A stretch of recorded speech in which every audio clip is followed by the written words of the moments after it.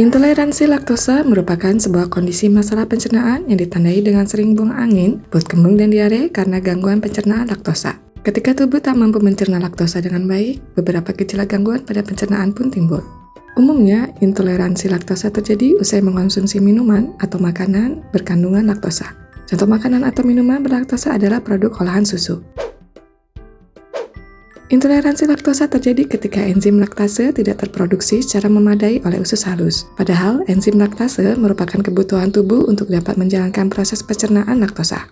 Fungsi enzim laktase adalah mengubah gula atau laktosa menjadi dua gula sederhana. Dua gula sederhana yang dimaksud adalah galaktosa dan glukosa yang kemudian terserap ke dalam aliran darah melalui lapisan usus.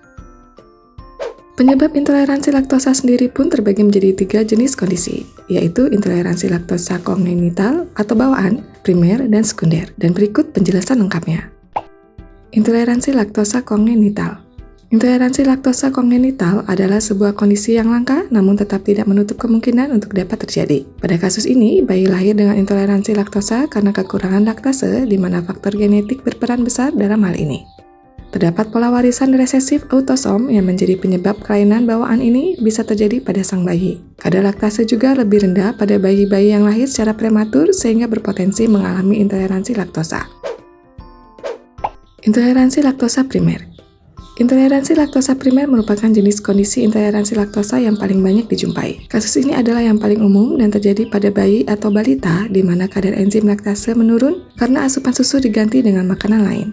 Namun, walau terjadi penurunan kadar enzim laktase, enzim di dalam tubuh sang anak masih cukup tinggi untuk mencerna produk-produk olahan susu seperti pada diet yang dijalani oleh orang dewasa. Intoleransi laktosa sekunder. Pada kasus intoleransi laktosa sekunder, produksi laktase oleh usus halus menurun karena efek cedera, penyakit tertentu atau efek operasi pada organ pencernaan. Umumnya, penyakit yang mampu menjadi pemicu intoleransi laktosa sekunder adalah penyakit celiak, penyakit Crohn, pertumbuhan bakteri dalam pencernaan yang berlebihan, serta infeksi usus. Intoleransi laktosa baru menunjukkan gejalanya sekitar 30 menit hingga 1-2 jam usai seseorang mengonsumsi makanan atau minuman berlaktosa. Sejumlah gejala umum intoleransi laktosa yang perlu dikenali dan diwaspadai adalah mual, diare, muntah, sering buang angin, perut terasa penuh karena kembung, kram perut.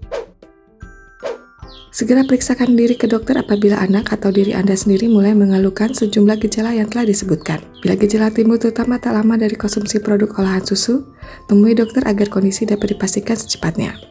Oleh karena itu, memastikannya dengan menjalani pemeriksaan medis dan berkonsultasi dengan dokter ahli gizi dapat membantu menangani gejala dengan tepat. Belum diketahui cara pasti dalam mencegah intoleransi laktosa agar tidak terjadi sama sekali. Namun untuk minimalisir risiko komplikasinya, segera batasi atau hindari makanan maupun minuman berlaktosa. Dengan menghindari makanan dan minuman tersebut, penderita dapat menghindari gejala intoleransi laktosa. Demikian informasi kali ini, jangan lupa tulis pendapat dan pertanyaan di kolom komentar. Jangan lupa untuk like dan share, tetap subscribe agar tidak ketinggalan informasi seputar kehamilan dari Ayah Bunda Pintar.